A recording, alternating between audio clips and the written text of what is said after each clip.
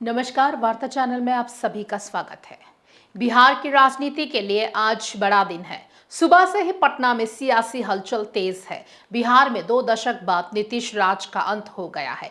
नीतीश कुमार ने मुख्यमंत्री पद से इस्तीफा दे दिया है। इसके बाद बीजेपी ने डिप्टी सीएम सम्राट चौधरी को विधायक दल का नेता चुना और इसी के साथ बिहार के नए मुख्यमंत्री के रूप में उनके नाम पर मुहर लगा दी गई है।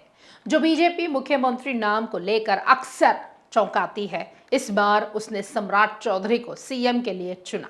सम्राट का नाम ही सीएम रेस में सबसे आगे चल रहा था। बिहार में ओबीसी वोट बैंक राज्य की सत्ता के समीकरण बदलने की ताकत रखता है। नीतीश कुमार भी ओबीसी समाज से ही आते थे। ऐसे में बीजेपी बिहार में अपनी जड़ों को मजबूत करने के लिए एक प्रभावशाली ओबीसी चेहरे की तलाश में थी। सम्राट चौधरी जो कुशवाहा कोयरी समुदाय से आते हैं और इस सांचे में पूरी तरह फिट बैठे। इसके अलावा नीतीश कुमार कुर्मी समाज से आते हैं। ऐसे में बीजेपी ने चौधरी को सीएम बनाकर लव कुश समीकरण के जरिए बिहार के एक बड़े वोट बैंक को साधने की कोशिश की है।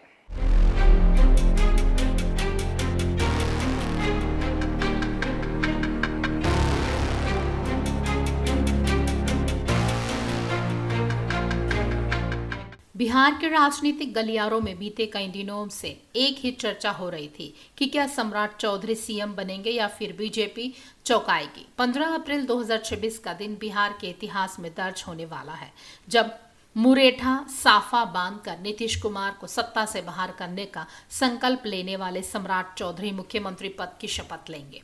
यह महज एक शपथ नहीं बल्कि भाजपा की उस कास्ट इंजीनियरिंग की जीत है जिसने बिहार के सत्ता समीकरण को पूरी तरह बदल कर रख दिया। एक समय था जब नित्यानंद राय को बिहार भाजपा का सबसे बड़ा चेहरा माना जा रहा था और वे मुख्यमंत्री पद के प्रबल दावेदार थे। उन्हीं के प्रयासों से सम्राट चौधरी भाजपा में शामिल हुए थे।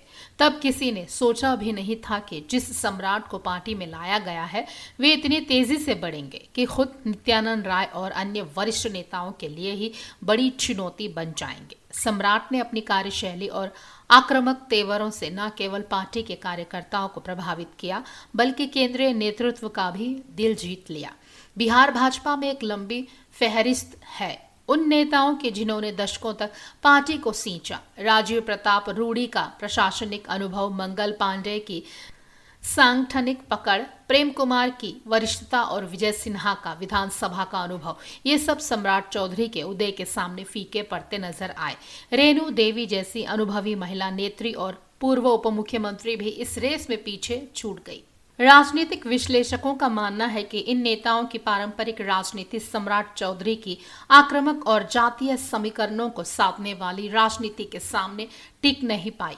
भाजपा ने बिहार में लवकुश और ओबीसी समीकरणों को साधने के लिए सम्राट चौधरी को सबसे उपयुक्त चेहरा पाया। सम्राट की पृष्ठभूमि और जाति कोयरी इसमें बड़ा कारक बना। सम्राट चौधरी को आगे करके भाजपा ने यह संदेश दिया है कि वह केवल स्वर्णों की पार्टी नहीं बल्कि पिछड़ों और अति पिछड़ों को नेतृत्व देने वाली पार्टी है। सम्राट की पगड़ी वाली शपथ ने उन्हें एक ऐसे नेता के रूप में स्थापित किया जो झुकना नहीं जानता। सम्राट चौधरी का राजनीतिक सफर उतार चढ़ाव भरा रहा है। वे आरजेडी की राजनीति से निकल कर आए थे जिसका फायदा उन्हें आरजेडी के वोट बैंक को काटने में मिला।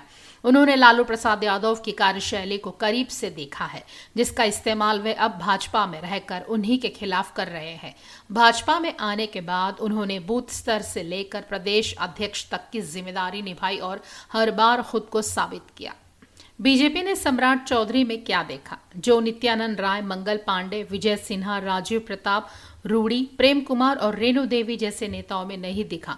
15 अप्रैल 2026 को सम्राट चौधरी बिहार के मुख्यमंत्री पद की शपथ लेने जा रहे हैं, लेकिन सम्राट चौधरी ने अपने राजनीतिक कौशल और पार्टी के कार्ड के सटीक समीकरण से न केवल विपक्षी दलों को बल्कि अपनी ही पार्टी के दिग्गज नेताओं को मात दे दिया। भाजपा के केंद्रीय नेतृत्व ने जब मिशन बिहार के लिए सर्वे कराया तो सम्राट चौधरी का नाम सबसे आक्रामक और जनता में लोकप्रिय चेहरे के रूप में उभरा। पार्टी को एक ऐसे चेहरे की तलाश थी जो नीतीश कुमार के सुशासन के दावों का मुकाबला कर सके और साथ ही विपक्ष के जातिवाद के कार्ड को उन्हीं के पाले में खेल सके। सम्राट इस भूमिका में परफेक्ट फिट साबित हुए। कुल मिलाकर बिहार भाजपा के उन दिग्गजों के लिए यह एक सबक है कि राजनीति में वरिष्ठता से ज्यादा प्रासंगिकता मायने रखती है। सम्राट चौधरी का सीएम बनना इस बात का संकेत है कि भाजपा अब पुराने ठर्रे से हटकर युवा, आक्रामक और सामाजिक समीकरणों को साधने वाली राजनीति कर रही है। अब देखना यह है कि क्या सम्राट चौधरी नीतीश कुमार के लिगेसी को चुनौती देकर बिहार को एक नई दिशा दे पाएंगे। 15 अप्रैल को शपथ लेते ही बिहार की सियासत में सम्राट युग की शुरुआत हो जाएगी।